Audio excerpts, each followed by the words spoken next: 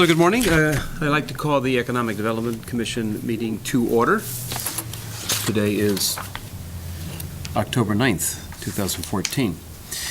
Any comments or questions on the minutes? We have a motion for approval. So moved. Second? Second. All in favor? Aye. Thank you. Hiram will not be here this morning, so I passed out to you his comments on what's going on in town. So I'll let everybody sort of go through that, and obviously there's nobody to ask any questions to, so you can see that several things we've discussed in the past are there, as well as a couple of new, smaller items. If anybody has any comments or questions, they should feel free to contact Hiram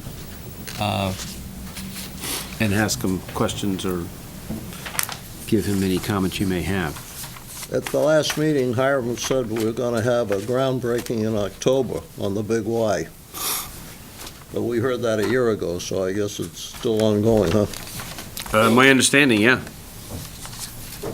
He said here in Big Y, in his notes. Last thing he says, Yeah. Last thing? Number 11. conservation easement is now signed. I don't think that's the issue.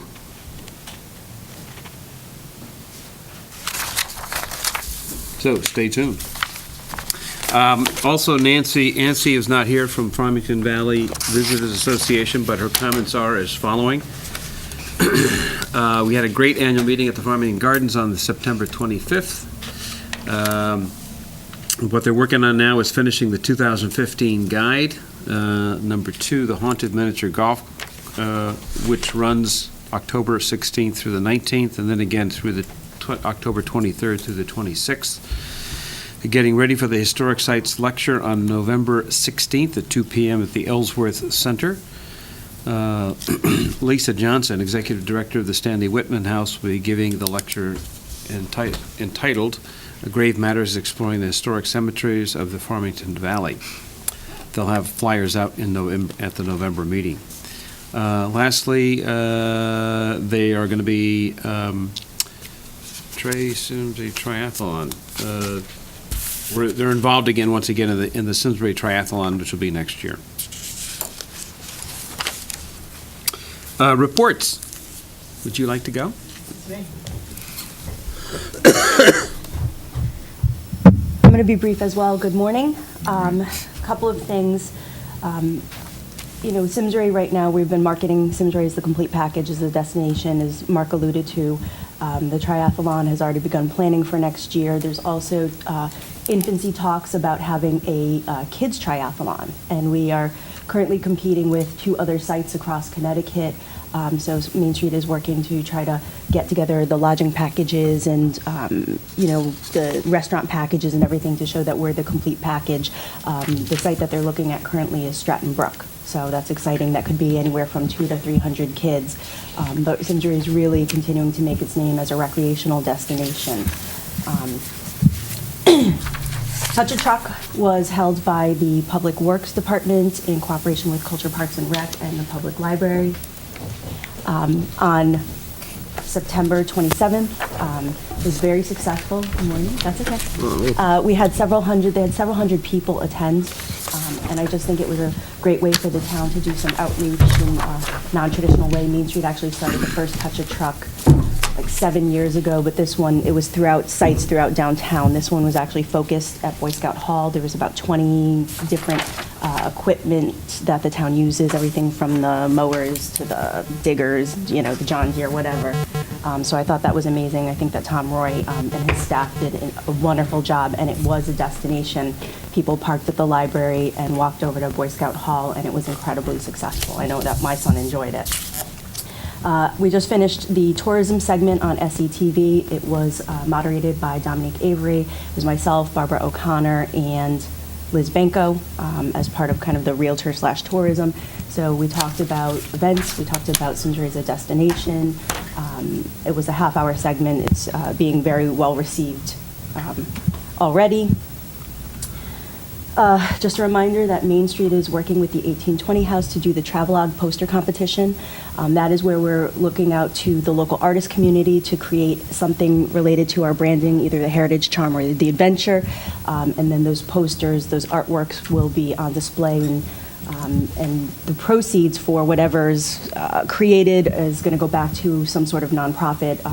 We're looking at some sort of artistic, not-for-profit, something creative, and within the community. We wrapped up the Simsbury Farmers Market. It was 16 weeks. It ended October 4th. We're in the process of revamping the season. I think it was very well attended in the summer. September did drop off. So we're looking at everything from, everything's up for grabs right now, whether or not we change days, whether or not we shorten the season. But it was, and I think Lisa can attest, it was very successful. We had hundreds of people throughout the summer, families, you name it.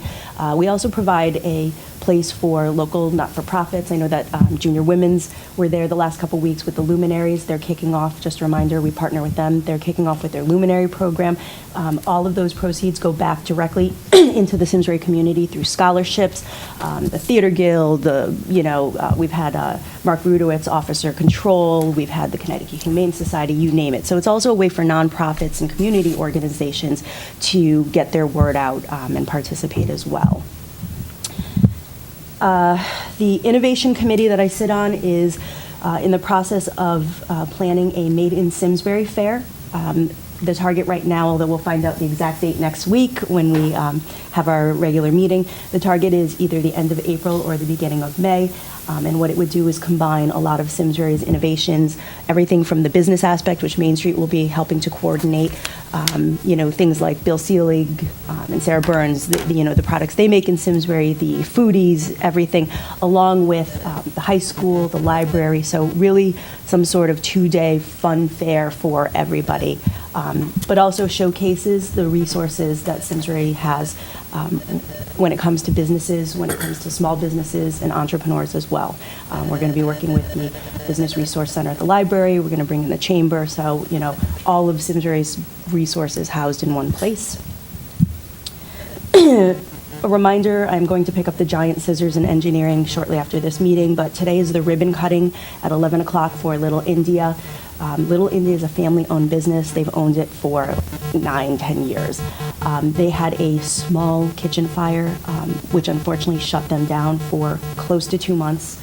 And so we're doing a ribbon cutting at 11. I have some press coming.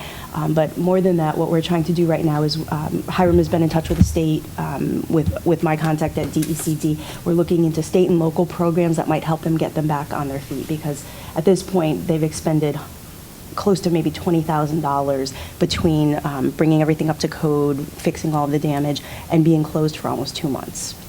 So it's a good way for the community to come together, as well as the North Village, which is very prominently trying to do some branding and marketing of its own.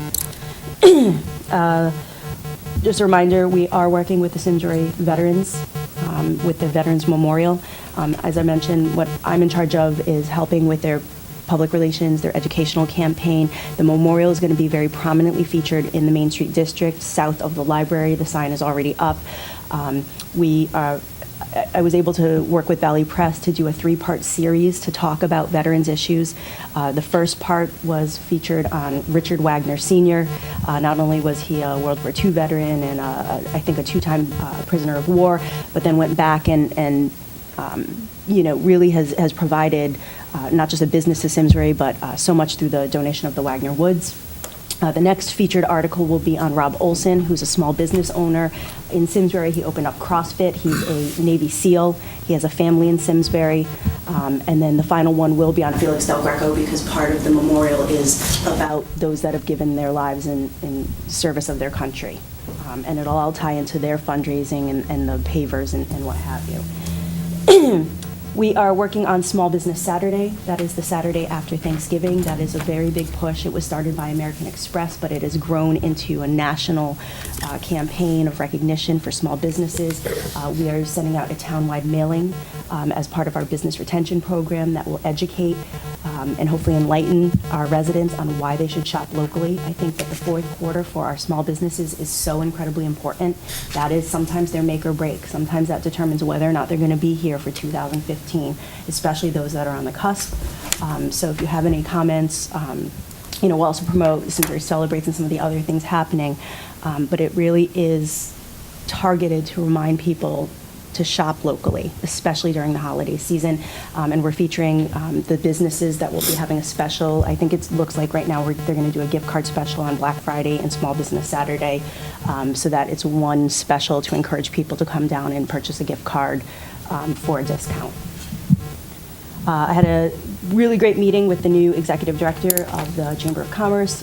What I did is we challenged each other to try something different, to use this opportunity with the change in leadership to look at projects and things that we can accomplish together. We're both one staff person with a board of directors, and we are not the exact same organization, but there are ways that overlap, and I think that we can bring a lot of resources and strength combined. It was, I think, a really successful meeting. The ball's in her court. I mean, right now she's just completely overwhelmed, I think, with trying to get the lay of the land. But she's very excited. I know that she mentioned that to her board, and they're excited as well. What's her name? Lisa Gray? She's going to come to the next meeting. She would have come to this meeting, but she's away. Okay. And I think she's going to be a really fantastic addition. It's always great to have a different perspective, and so we look forward to working with her. And then finally, I am on vacation, as I will be starting a little bit of fall vacation. So Rich Correa will be attending the November meeting in my absence. On the Indian restaurant, you said it was down for 2 months. Just shy of 2 months. Was that because of permits? What I'm trying to get to is whether the town slowed down, because 2 months is a long time for a $20,000 renovation. Now, maybe it was his problem, I don't know, but if it was the town's. I think, to be fair, Dave, I think it was a combination. I think that what happened is, even though the fire department wasn't called to put out the fire, what happens is when you call 911 for a fire, it especially with a business, it triggers somebody to come in. And so they came in, and I think there were some issues with, things that maybe the fire marshal wanted to do to bring it up to code or to change things. In working with the owners, I also know that there were some issues with their contractors that weren't as reliable. They spent quite a few times waiting on their contractors to come in and finish things. So I think for us, it was a learning experience, but it was a combination of requests that they had to go through. I have But another it is question. 2 months is a long time. Back on your farmer's market, Mm-hmm. do they have to pay any money for a booth down there, or is it all free for them? For the organizations, Well, the farmers. the farmers, we charge, I think it's like $125 total for the season. So we make it incredibly reasonable, which is why the fundraising and the sponsorship really comes into play to be able to market this, because we keep it, for 16 weeks. It's for $125. It's like $18. Several of the ladies in my section have used the farmers market, and they feel that the prices are extremely high. And what happens, of course, is that some farmers then, because they don't get any business, they don't come. So you drop down, particularly in the late month, So it seems like, I don't know how accurate that is. I'll be fair. Number one, we have the Department of Agriculture, which is Rick McSuga, come out and look at the farmers markets. We can't dictate price, I understand. but I will say that I don't believe they're high. I mean, the farm stands are, they don't price things higher at the market than they do at the farm stands. That's not true. And there are strict guidelines that govern all of that, as well as the health district. I think that there are other things that are combined. I mean, it's made in Connecticut type things that go along with the farmers that may be a little bit higher. And again, we can't dictate those prices. I don't expect you to dictate it. I'm just giving you an observation of several of the ladies that live in my area on why they've stopped going to the farmers market. It's just an input, that's all. Okay. Well, again, if you could let them know, when it comes to the farms, though, they don't change their price from what they sell in the farm stands. They absolutely don't. comment and a question regarding the farmer's market. Have you ever talked to the organizers of the Canton Farmers Market that they do in Collinsville on Sunday? Because I know those are extremely successful. Yes, and actually, do host them they came to us when they were starting out. We're the ones who helped them and several other markets. The problem is that a Sunday market tends to do better than a Thursday market. We've been locked into Thursday because you had all of the other competing markets, and you have only so many farms, and you want George Hall and the other local farms. So we've been locked into that day. Now, when the Hillstead released that they weren't going to be doing Sunday, we were so far into our planning, it was too late to change it. It is something that will be evaluated, but you have Collinsville, Coventry, we're competing now with East Granby, yeah, I mean, they're cropping up everywhere, and so we're one of the oldest markets in the valley. To sustain that with all of the new people cropping up has been difficult. I know just from a working person's standpoint, it's difficult to get to the farmer's market sometimes on Thursdays because you're on your way into town. So a weekend farmer's market, we frequent the one, I hate to say it, but on the weekends because it's convenient. And that's something, again, we've discussed every year. We will discuss it again this year. But, it's basically the scheduling issues combined with the other markets. And we did help Colin. I know, I like that market as well. Other question, have you revisited the realtor piece that you wanted to put out regarding the schools and the marketing? Yes, we are looking for funding. I believe at this point, there's been discussion that the Board of Ed, because they love the piece, would be interested in funding the printing. So that's in the works for discussion. Okay. What's the history of why the farmers market is where it is? It was started by a local business that was housed in Simsbury Square. And we've talked about moving it, but I'll be honest, Nord Christensen took a huge risk on a market that was untested in the beginning, when nobody else wanted it, before it became successful. Secondly, they put in $3,000 worth of in-kind. We have 2 man people that do 4 hours a week of work, plus electricity, plus parking. That is unmatched right now anywhere else. I mean, if we were to go, for example, to the Performing Arts Center or somewhere else, those costs wouldn't, there's no way to make those up right now. And secondly, for somebody, Simsbury Square is a very prominent taxpayer. They pay upwards of $175,000 a year in taxes, not including the 4 places, Big Sky, Simsbury Tennis, that own their own spots. It's helped him retain almost 100% no vacancy rate. So I think that it's economic development. It started there, and we're loath to move it because you have a very substantial property owner who's invested in the market. And it helps the existing businesses around him, there's like 50-something. I had a question reviewing Hiram's report for the current matters and pending applications. One of them, number 10, talked about a major effort for shared parking in the center. Do you know anything? Is Main Street involved in that? We are working on that. What it is I think the genesis really, the impetus of this came out of some issues related to the sale of the Landmark building.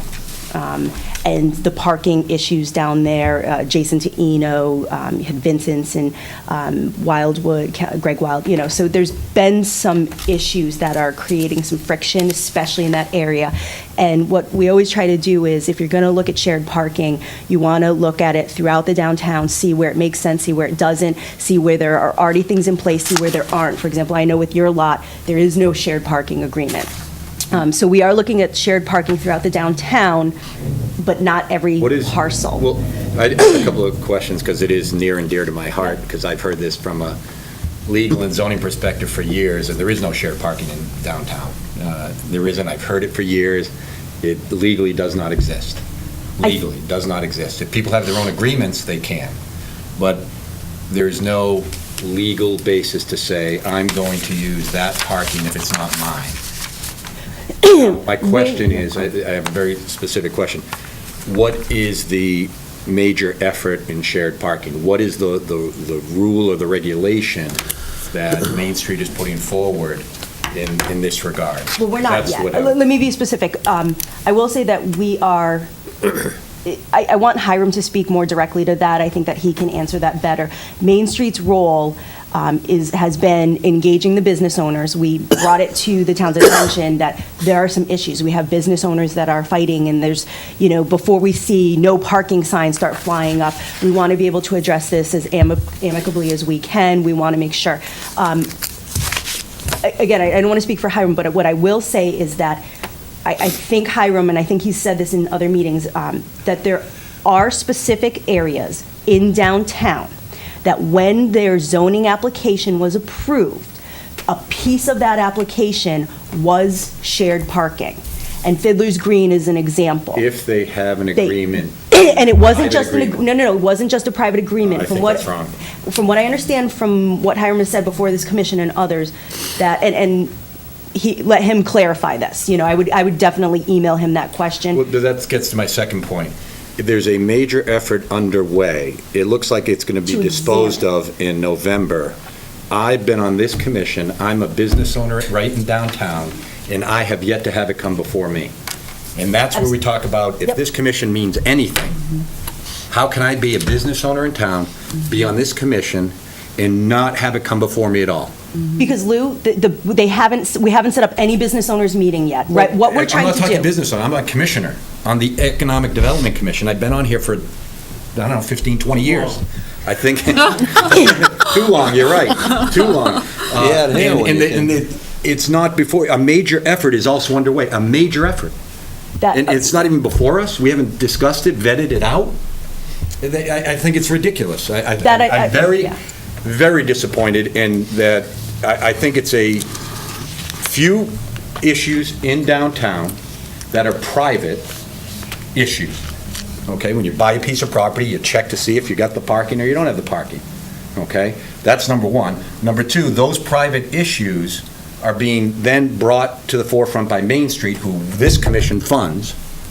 Okay, and we are completely sidestepped. And now there's an issue, and it's very important to me because from a legal perspective, I have a real issue, and I want to know exactly what the shared parking means. Because if the government is going to come into downtown and tell me that I have to share, that's a problem.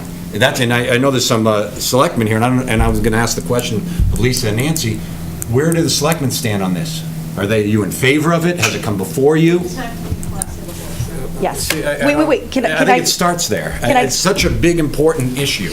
And it's really a microcosm of some of the problems that have been raised on this commission in this town. It's a very important issue with business owners, I get that. It's right in our central business district, and the selectmen haven't heard anything about it, the EDC hasn't heard anything about it, and there's a major effort that by November, it's going to be November, December to finalize the matter. So we'll have one more meeting before it's finalized. And that's what things go around this town, and I think it's down the bottom of the list, number 10. Hiram's not here, so now you're saying, we'll talk to Hiram. Well, then there's another meeting that goes by. I'm into November, and it's my obligation to go there? I don't think so. I think it's Main Street's obligation, Hiram's obligation to come here and get it started in this process, started with the selectmen process, started with zoning, all three get together and talk about it, because it is a very big issue. It's a very big issue from a business owner's perspective, and it's a very big issue from a legal perspective. I understand. And I have a problem that it's just kind of going down the line.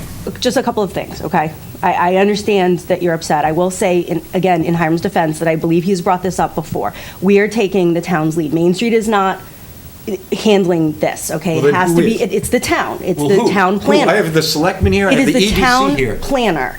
And I Hiram on can't his speak own? to that. The second thing is that a lot of these issues weren't just raised by Main Street. When you go back and look through all of the things we did, both with the charrette and then after the charrette with the EPA parking survey, okay, all of these issues came up. So it's not coming up out of the blue. Main Street and Hiram aren't saying, well, we're just going to focus on this now. But I will say the genesis of the reprioritization of this right now has been that there are issues. There are business owners and property owners coming to the town, coming to Main Street saying, this is happening, and we're researching a lot of those agreements.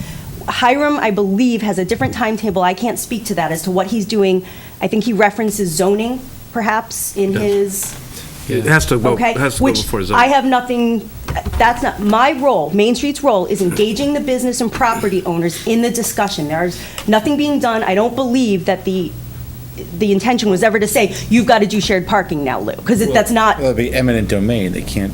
That's the only Right, way, yeah. that's the only way, that's the only way Exactly. shared parking works, is if there's eminent domain to take the, to take Yes, this. and there's no discussions, to be very clear. There's no, right now, it's about engaging conversations. Hiram has to clarify, because I don't know what the zoning portion is. Unless this is a voluntary shared Voluntary's parking by fine, and people it's who done don't all the have. time. That's the whole issue with the Big Y, was, a The shared use of a private driveway. property owners that are brokering or broaching agreements. That's fine. But it has also been done. I mean, for example, when Fiddler's Green was approved, the restaurant use in there had to have shared components. Otherwise, it never would have passed. You had 3 restaurants going in at the same time. So, there are pieces where this is already in place, and it's not to tell anyone they have to do it.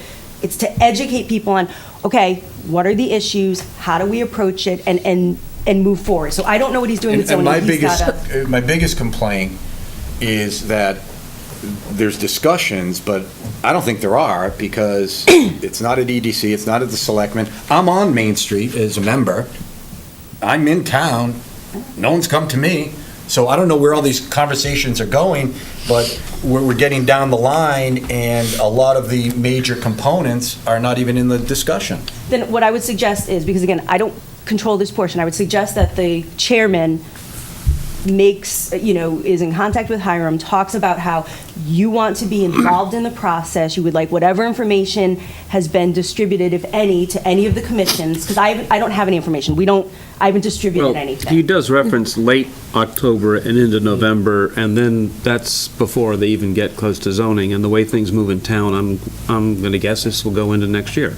So I will make a point If you would, yeah. of having Hiram address that at our next meeting. Does- which- does- Why don't you put it Does on this the- have anything to do with the grant Does that anybody was know written? exactly what they're going No, to discuss this at has zoning? nothing Nope. to do with the grant that was written. Does anybody know? This has to do with the charrette, the EPA parking study, and the issues arising with the new sale of a building directly in the area that's affected, that's having the most problems. Yeah, and that, and on that part, we support the businesses, I and know. you try and work it out, but you buy a piece of property, you take into account these things. This is called due diligence before you buy, and to change something for the entire town because 1 or 2 or 3 people, I'm not sure who, buys a particular property which doesn't have enough parking, well, that's a whole different issue. And like I said, I have not seen anything prepared, so, I don't know if anything has been distributed to the other commissions. In fairness to Hiram, I don't want to speak for him. That's my suggestion, as chairman, you could request if anything's been submitted to the commissions, that it's submitted and that he discusses it I in will more ask detail. Hiram to email an update on where this stands and what So that you don't wait for what the the November timeline is looking at and who's going to be involved, and I will forward that to everybody. And could you put them on the agenda specifically to talk about that, and who's ever involved in the town that's bringing this Yeah. up should be here? I already have that on the Yeah, next thank you. meeting. Any other questions? I guess to the extent that we're going to be talking about parking at the next meeting, there was some proposal with respect to Eno Hall and doing some additional parking there, and I haven't heard anything about it. What's the status of the application for the parking garage?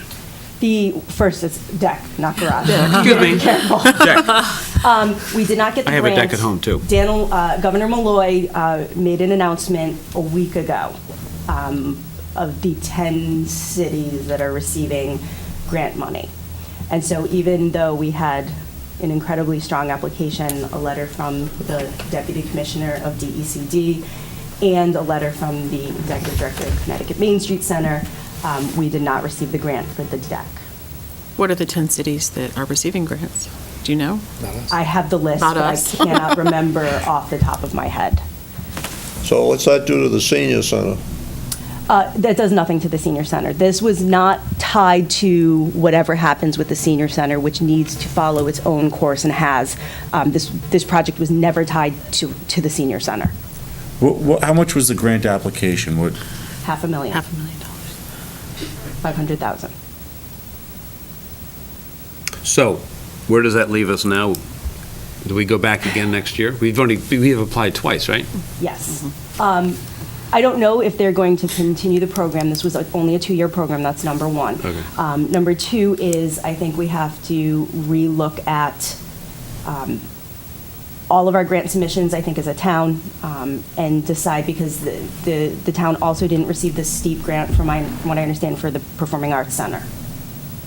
True? Yes. Did receive? Free parking. Yeah, did not. Front You know, and so I'm not quite sure why Simsbury is getting left out of the loop. I have some ideas that I would rather not say. Yeah, on well, the we're record. rich, so that may be one of them. It's not that, but I believe that, like, with a lot of things, there are some issues at play that are beyond our control. So basically, we see what happens in November and assess our chances of whether or not we're going to get money the next go-around. I did not say that. I did. I just want to be clear. I did not say that. But Well, no, it's a reality, so. yeah, I mean, there are. I lots of think things there- factor. there are yeah. issues- Yeah, so. You know, we submitted a very, very strong application both times. I think there are issues at play that are not in our control. Okay, something to consider in November.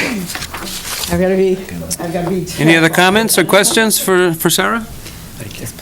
Well, A Sarah, short thing turned into a long thing. where is Rich Correa? Because you're taking all the heat. Well, I don't know that I'm taking all the heat. I believe Lou's raising all good questions. Yeah, but a lot of this started back on Fiddler's Green, because that was a big Yeah, deal. a lot of that did we start all back know. on Fiddler's Green, and And Rich well, was the listing agent, so that's why I the good say- news is you will have Rich and Hiram next month. too late. Enjoy. Going on Be in for this vacation. meeting. Okay, thank you very much. Now that we're all fired up, Nancy, you're ready to update us on the Economic Development Task Force. Okay, I have my phone with me, so it will not go off this time and interrupt us, but and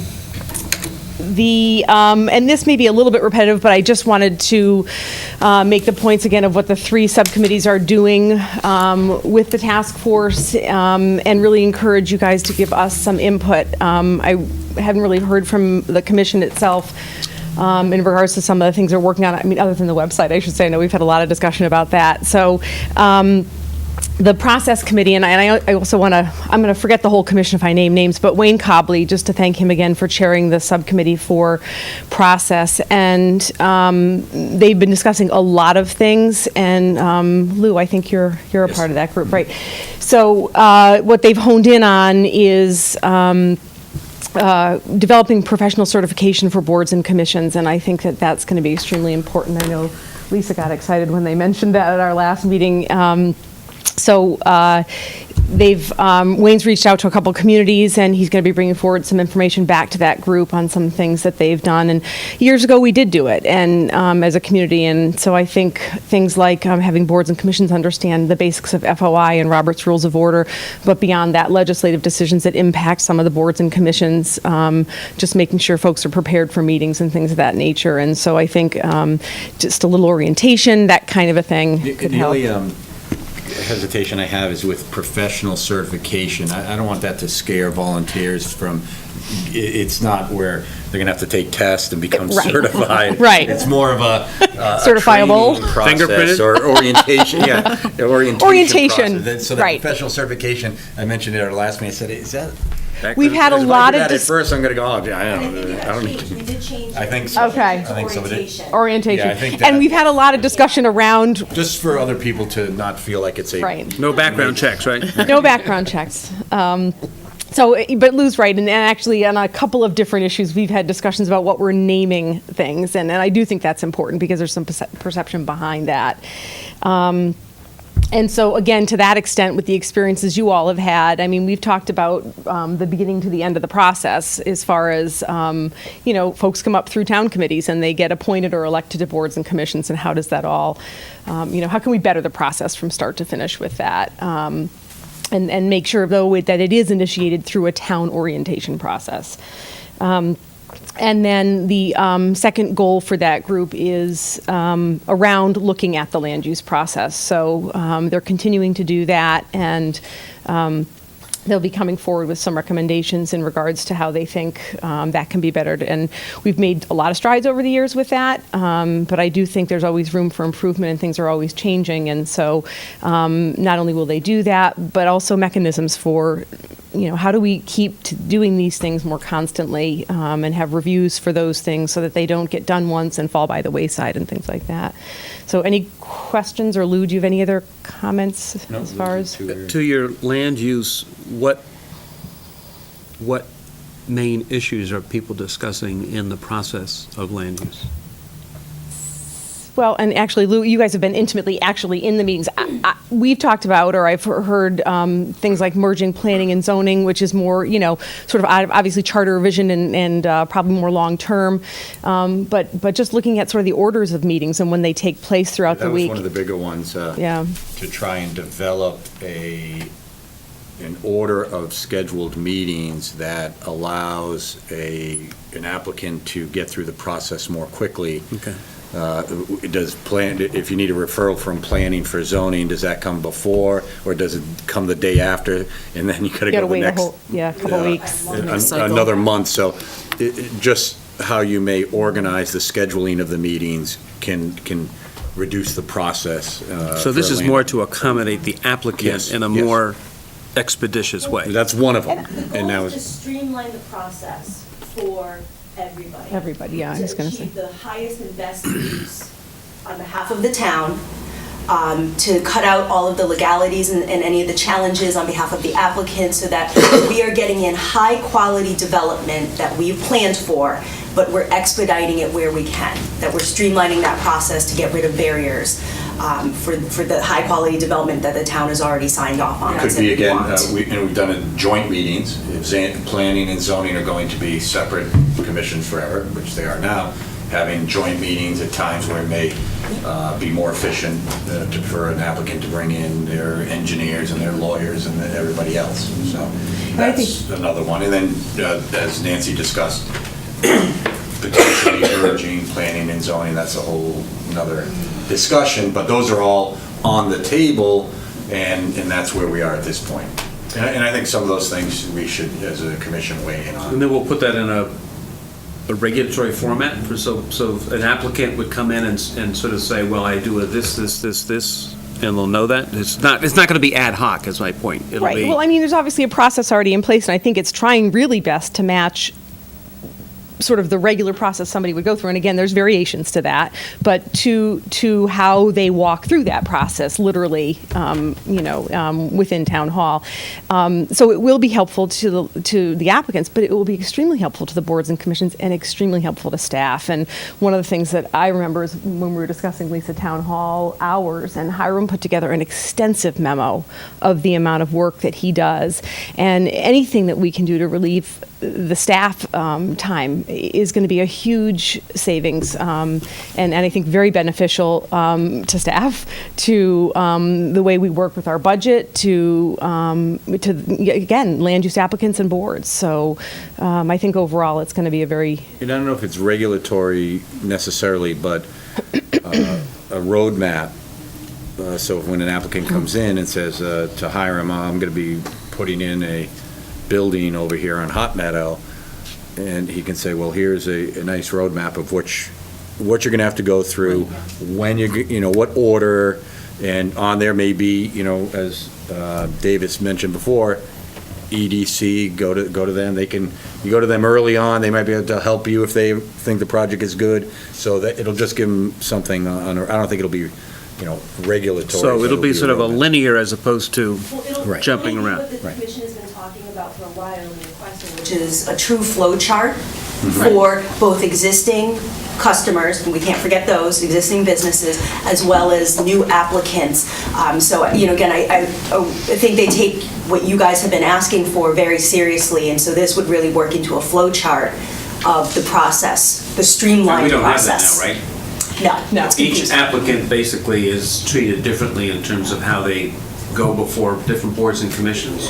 Or the timeline? I wouldn't say differently, but How they Everybody approach has it to is ask, different. so what do I do? And they Right, have to yeah, get the okay. answer. And that's my point of Yeah, town we want staff. to be I mean, proactive in that and basically tell them what what the process is going to be. Right, and it if you flows. say you can go on, if you get the application in by this day, on Tuesday you can go to zoning, and then Wednesday is inland wetlands, and Thursday is this, so you can get 3 of those meetings done within In a week's time. 1 week's time. Yeah. Or, the next week, so just to develop that process a little better, have a better process, and then provide a roadmap for the process. But I think we, just to be very careful, the town treats every applicant Yes. the same. Right.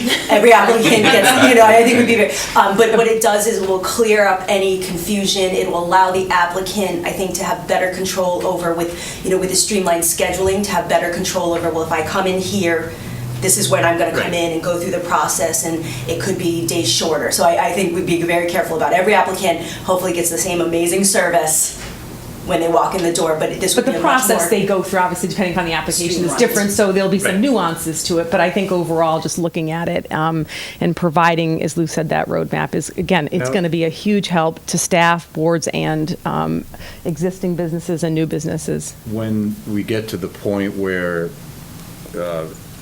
this part of the EDC task force has recommendations, I would think at that point Wayne would come in and Yes. to this commission and say, okay, here's what we recommend, and then we can Absolutely. weigh in on those. We may say, Yeah. no, we don't want zoning and planning to be combined. We were going to recommend, not recommend that, but I think that would be the next step. Do we have a Right, the- time, do we have a time frame by which we'd like to implement this? The process group will work on that as they're pulling together the stuff. I think one of the main things they're doing first, I think, is the orientation. So they're working simultaneously with this, but I think to get a better framework around it, and then they can figure out what's involved with it, and they'll be able to discuss. But to Lou's point, absolutely, the full task force will see this. And then I continue, again, to email you guys. I'm waiting on one report from one of the subcommittees, so I haven't given you the minutes from the last meetings yet as a result of that. So as soon as that comes in, we'll get those out to you guys, and again, keep you up to date and encourage any feedback along the way with this, which will certainly help to expedite the timeline. So then on to the programs group. I figured I'd leave the website to the last and segue into your last item on the agenda. So Deb Bernard is chairing that group, which Lisa is on, and they are working for their 2 goals on, and I know Lisa had some comments about the number of incentives that they'll be working on, but they're looking at incentives. So they've been discussing the tax abatement program, our former infrastructure program, programs available at the state level that we could consider to include or not. And as you can see from Hiram's report, he's presented something to the first selectman that has sort of a compilation of some of those recommendations. So, yeah. I have a question on that. I saw that one too. Has the task force programs committee been involved in that draft Not that yet. has gone on? Because the business development, No. which kind of No, and I think- implements it, hasn't Right. seen anything yet either. No. So that, Again, I say, there's an EDC task force. Yeah, yeah. I actually You're on wasn't. it. I got her now. See, I'm equal opportunity here. No, So and I we will have say, the EDC task force. Yeah. Okay. We have the business development committee, which implements it. Right. And obviously has, over the years, said, this works better than this.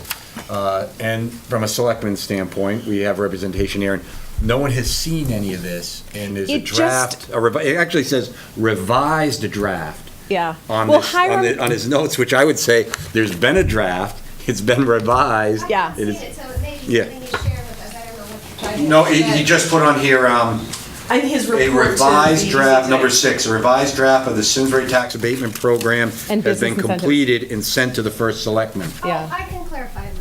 At our last Board of Selectmen meeting, we discussed tax abatements and did not grant any. But the first selectman at that meeting did ask town staff and council to work on recommendations. Right. So that may have come from the first selectman's office as opposed from the task force. Right, no, and So- Mary had mentioned that at our business development meeting, because there was another one that had that And same that issue. came out of a recommendation of the business development. So that was coming from them. She was going to refer to council to work with staff to come up with revisions. But I'm just saying, shouldn't we kind of, as an EDC, Yeah, whether and I it's the can tell task you force that- and your subcommittee, or the EDC, or business development, all kind of get involved and say, here's what we'd like.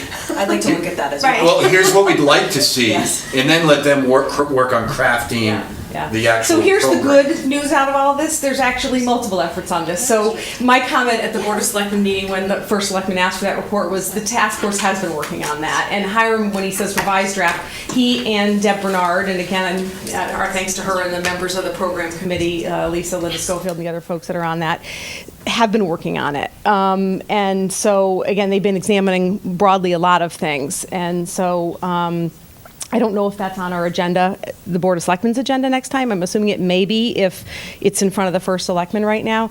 But the good synergy behind the task force work is that members, Derek and, well, you're on programs, but Derek's on process. So, or excuse me, you're on process, Derek's on programs. So Derek's part of the business incentive committee. Yep. So that will come back before the economic development task force.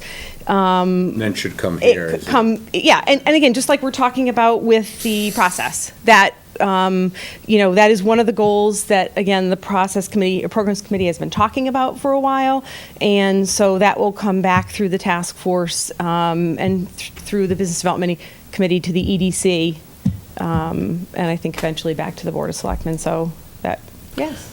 Is one of the things they're working on, because I think this is where there's a lack of communication, is once these programs are, whether it's state or town programs, how do we disseminate this information to our current business owners and to potential develevers? That'd be on the third group. of the I know, park. but I think that's You're where. jumping ahead. I'm sorry. She's helping to segue. I'm segueing into that. But I think that, especially for I see existing website business in this owners. sentence somewhere. I know, I'm not saying it. Everything that we're talking about, and I've said this on a number of occasions, so forgive me if I'm repeating myself here, but that's what's exciting about all the work that's being done right now, because every single one of these things needs to be communicated and celebrated. So when we talk about bettering the process, and when we talk about orientation for our boards and commissions, having applicants and current business owners know that those kinds of things are going on in our community is extremely important, and I think will go a long way towards bolstering the kind of perception of the town and all those kind of things that we talk about when we talk about words and the perception of those words. Well, so. but are they talking about, and I'm not going to say the W word yet, about building a database of current business owners, whether they're working out of their homes or whether they own a storefront,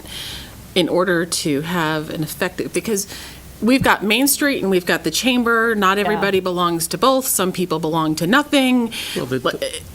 Well, I will tell you that assessor when would we had have very long. a list of the No, the businesses. assessor doesn't have home-based businesses. No, they don't, yeah. So when we had a longer list, when we first started our efforts at the task force, there was quite a few things that were on that. We obviously had to hone it down in order to be able to get to some next steps with things.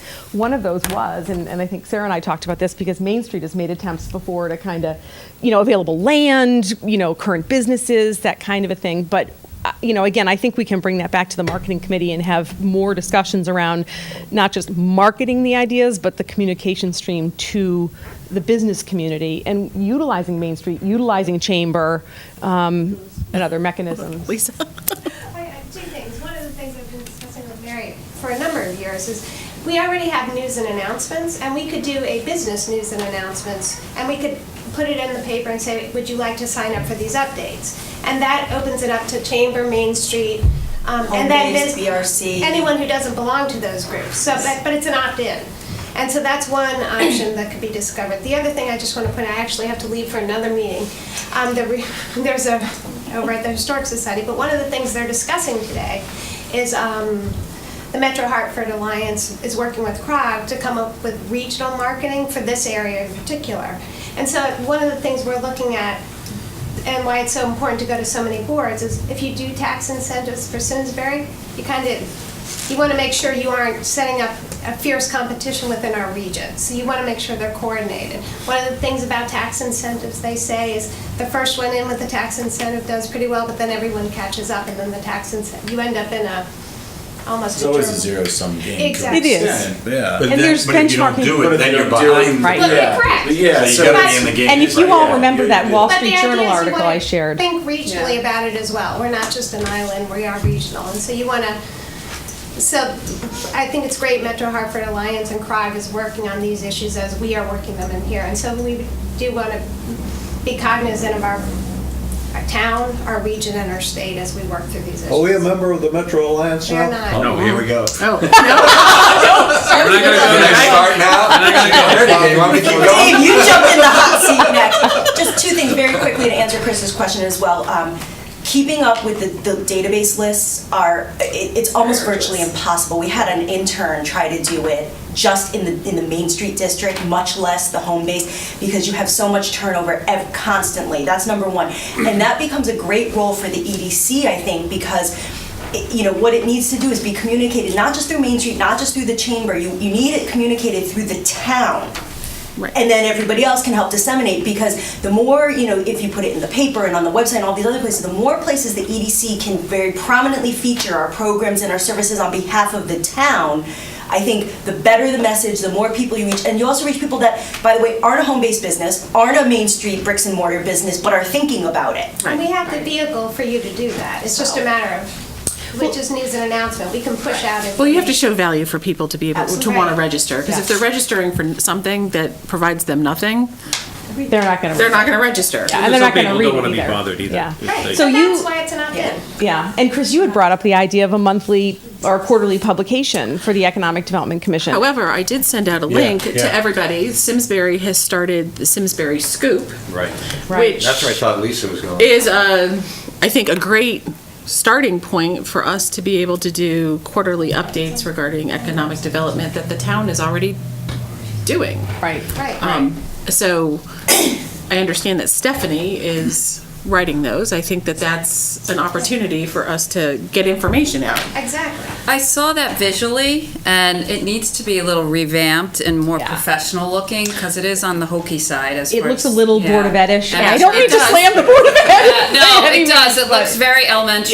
Yeah. And if we want to look professional and more business savvy, it has to be at a level beyond what it is now. And there's residential communication to keep people informed, but there's also then a communication crafted to the business community that would be a little bit different of the development community. So There is, but I think it's important for the residents who don't, to my point last time, that don't watch all the minutes, read the minutes and watch all the SCTV things, don't know this laundry list of things that have been approved or in the works, and it becomes a surprise to many people because Right. they haven't kept up with it. And I think we need to keep the residents informed as well as, so it's a twofold, a residential update and then from a business standpoint update. So it's crafted differently. So, which brings us to our website, right? It brings us which to the does, word. but I will just make a brief mention of the EDC criteria, project criteria that the Programs Committee is also going to be working on. So that's to, and again, with the tax abatement discussion at the last Board of Selectmen meeting, we even talked about, when you guys have a project before you, zoning has zoning regs, planning has the plan of conservation and development. What kind of things do you want to be looking at when you evaluate a project? And some of the discussion around the tax abatement was, are we rewarding it before or after a project is completed? And if it's an incentive, if the project's already coming, how is it incentive if they're getting the abatement after they've already decided to come? So, so if you were evaluating a project and you said, geez, this project fulfills our void in one and two bedroom units in our community. It supports our passive recreational initiatives, whether it be, the work we're trying to do with a Baker property or biking and things like that. For all those reasons, and because it puts jobs, creates jobs, we would like to also recommend this project move favorably through the land use process, and if considering a tax abatement, go before the Business Development Committee. So there's some ways to give a bit more legs to some of that evaluation. And then we talked about in marketing, that even becomes a nice press release that you guys can put out. Say, we have evaluated this project, and for these reasons, we feel like, it should be considered favorably. So anyway, so then I'll move right to marketing because I have to actually get to my paying job. So I'm going to back this up backwards, and marketing is diligently working on the website, also has a goals for the EDC. So they're going to be working on those two initiatives. Are we talking about a town website or an EDC website? So we're talking about both. So our discussion last meeting was, and I believe it was a woman by the name of Linda Schofield that mentioned this at our last meeting. That's on tape, Mark. You need to spend more time at home. So we talked about. We haven't given up, and actually, the marketing, Hiram and Rick Bizzano have gotten back to virtual town hall on the current contract that was sort of under review, with some recommendations for some modifications to that, one of which was it was proposed as a 3-year contract. But if we're looking at B of this process, which is the RFP for a new town website, do we want to enter into a long-term agreement with virtual town hall? So to tell you that contract, questions back to virtual town hall have gone out. I think actually yesterday Hiram got that stuff back, so I'm going to touch base back with him today and I've already forwarded the questions to the marketing group, so they were sort of had a summary of that discussion.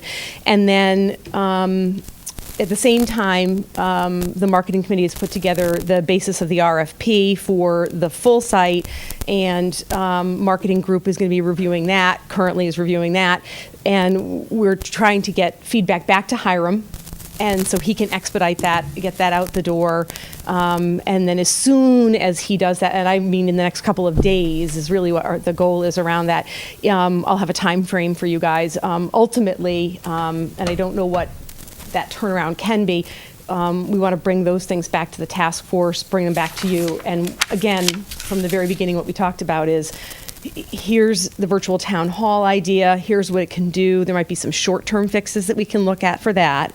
But again, because it falls outside of the budgetary approval of last year through the Board of Selectmen for the EDC, they would have to go back before the board. But at the same time, we can also have all that information about an RFP, and we can be in the planning process for, how we may move forward in that direction as well. So are you saying when we talk about the town website, we're really looking at the next budgetary year in terms of being able to fund it? Oh, to do yeah. Oh, yeah. Which means we can't do anything with the current No. website until... No, and that's why we're pursuing virtual town hall. But I think there was concerns that they wanted to have some sort of rights over the marketing that was created, any of the branding work and that kind of a thing. And so we're trying to work through all those things right now so that we can move forward on both fronts, if possible. On that process, I think you mentioned that the RFPs and everything were going kind of through Hiram. Yes. And, he has a huge list, and, he's full up working on land use and things, and he's a planner. Isn't that more the technological side of town hall? Rick's involved with it. He's definitely... Shouldn't he be just doing that Well, part of it? As opposed to Hiram's got so much on his plate. I'm just wondering why it's him I should say the opposed to- marketing committee wrote the sort of front end of the RFP. The back end of it is your standard legalese, and so he's just putting that together. Marketing is reviewing that draft of the front end of it, and so he's getting some help with that. That's the whole idea behind doing this, was not to make more work for him. Unfortunately, I think there's no way of avoiding that. But why wouldn't it be with technology, Rick Bizzano? The money allocated for the Economic Development Task Force is under Hiram. Right. So Hiram his office has to put out the RFP. Because the assumption is that wherever you guys land, whether it's the big town side or the EDC and backing in that way, wherever you land, it's still got to go through his office. So I think that's why it has to go out Didn't through we the also Director give of money Community to the, Planning. Yeah, and I someone just to wanted help to out with clarify that? too, and I said that to you, yes, there's funding in the task force right now. So depending upon what the RFP comes back with and what we might do short and long-term on this, we have a mechanism, monies that we can go to for this. But again, you really need to understand, like we've been saying from the beginning, what the full picture is before you decide to So take step let one me or just step two. clarify. So at this point, we are going back to town hall, and we're asking what they can do under the current contract. That's one thing. The other one is looking at the bigger picture of revamping the entire town website, either with town hall or another vendor, but that would fall into the next budgetary year.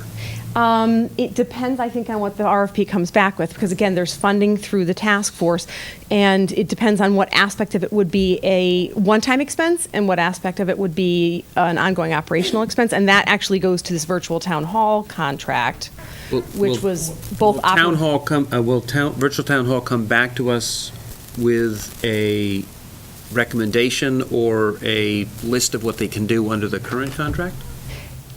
They did that. That was part of this 1, 2, and 3 where we ended up with. Well, that was being at for 2. EDC. That was So for are we EDC. talking EDC, or are we talking the EDC plus the whole town website? The Because we keep- short, right, so the short term right now, part of that was that we would move forward with, and I think it was the belief of the marketing committee that if that's the best we could do in the short term and we didn't want to not do anything, that what we would build with the idea in mind that it would be married into a full redo.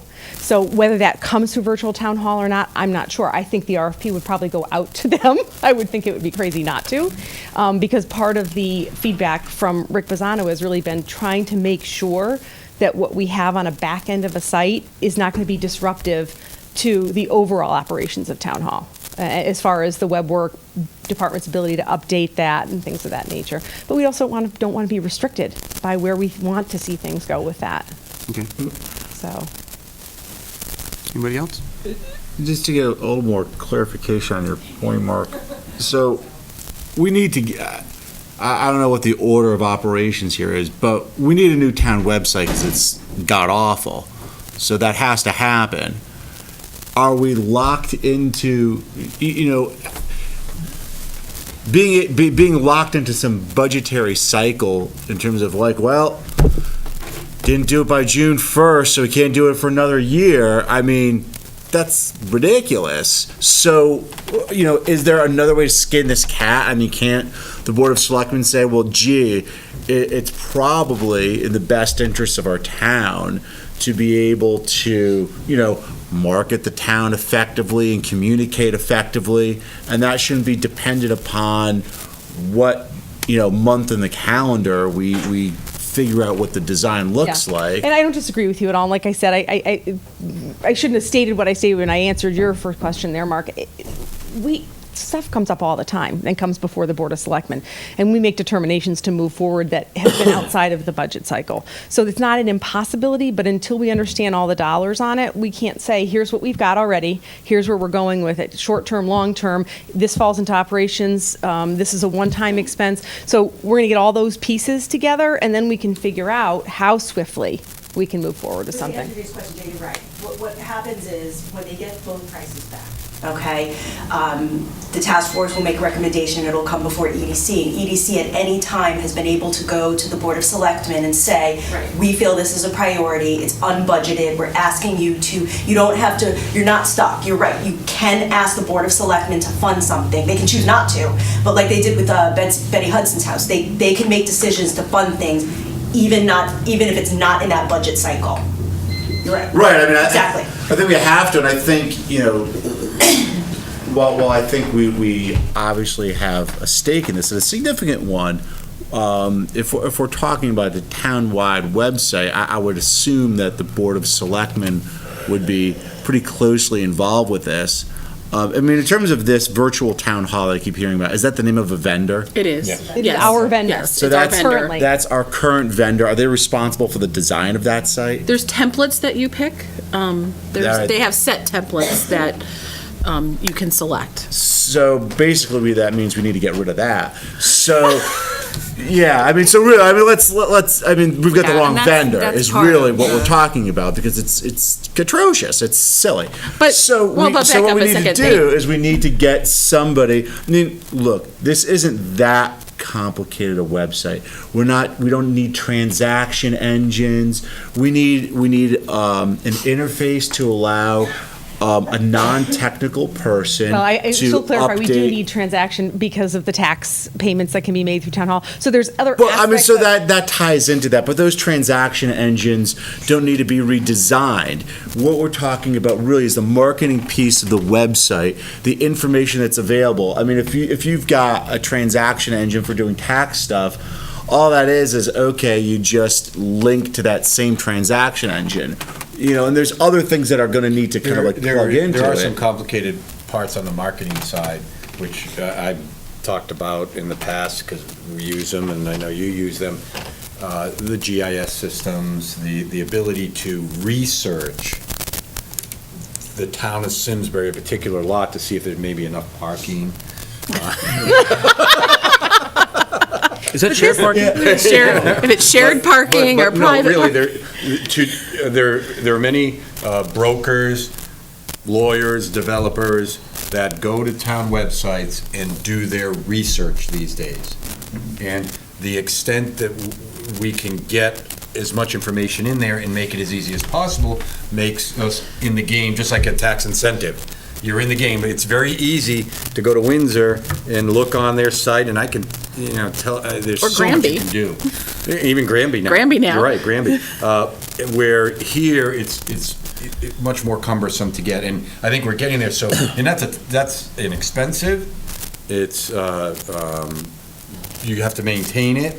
And that's the other There's a thing I little wanted more. to So- say, yeah. So there are some marketing pieces that do take some time, like you said, the transaction, but there are some that if we're gonna do this website, I can't imagine doing this whole website and talking about it for so long and not having those components, or at least parts of those components in there. Right, yeah, and those clearly need to plug in, and what might be a good exercise, and I don't know if this is something that, the task force has done, or the other folks have done, is look at other websites. They don't necessarily have to be Connecticut websites, but other communities, whether they're towns or whether they're regional groups, that has the type of functionality that we're looking at. Well, we've done that. Yeah. And Not making only it. did you guys do that, but then the task force has done that as well. So that research and work has been done, and we've talked about everything from the technical back end to it. And I'm forgetting the name that, Cupertino. no, not the town, but the back end function. Drupal. Oh, Drupal. So, the other thing, and Rick Pisano came to the It's the last maintenance. task force meeting, and he spoke specifically about what are the major uses of the town website right now, and to keep in mind the importance of it being a government function. And it was things like the tax assessor and, land use and stuff, the planning department. So you could say that is or isn't economic development related. My opinion is it definitely is. My opinion is the return on the investment that would be made in a new town website would go towards a better experience for what is the priority, the top uses for our website right now. So I know we've talked about this, and you guys have for a long time. The task force is working very diligently, as I said, to bring back those two things so we can talk about short-term, long-term. What's different about the short-term right now is it would not be a brand competing standalone EDC website. It would be done in the short term to work towards the long-term goal of reworking the entire town website. Yeah, I mean, So, I have just a and some very marketing people are fundamental- squeamish about that. Why is it, and maybe technologically or not, but I understand there's this disconnect at this point with the town-wide website and the operations and different things, and then the EDC, which I was talking about, I'm a potential developer and I want to bring a project to town. Why can't we develop the EDC portion exactly as we want it and just have a button on the town website that says, if you are looking to develop or come to town, hit here. Yeah. Boom, and then you're on that page. Right. I don't And that's- understand how it's so hard. We should be doing ours, finishing ours, Government at and then work, isn't it just put a link on? It's called government. I But, don't know. and this is where I say it's the difference between, the original discussion was around having an EDC website, an EDC landing page, separate. I would say separate. landing page, not website. Right. a separate EDC landing page and have, it's a website basically, but it's right behind your home page Right. of your town of Simsbury website. So Economic when you- development, boom, you hit Yeah. the button, and then you go into the world of. We're trying not to be Carolyn's spoken constrained about. by the format that currently exists. If it's just if we have a link on the front page, okay, and we go to an EDC landing page, we don't want it to look like what we look like now for the town hall. So we don't want to be constrained by the template that was chosen by I'm not sure who, for how the town website looks. So we want to be able to design. But why can't you? Haven't we had this Well, discussion that's like part of the, that's the discussion. That's the discussion. But why You could can't put we up just a design it? hologram Seriously, and let's just, move yeah. I I know, and- understand your point, but why can't we just I design think it? it's, this is my guess. Because there's a cost and then, to and it, then which is- not all of us have gotten their coffee. And then, but this is, I don't want to go on record as saying I did get mine. and I have Too not. much. So I probably won't remember what I'm going to say. But there's certain things that you want consistent as part of the look and feel, and you want that you want some uniformity with. Part of that would be you want most of the kind of the EDC piece to kind of plug in with a broader site that is the exact opposite of what we have now.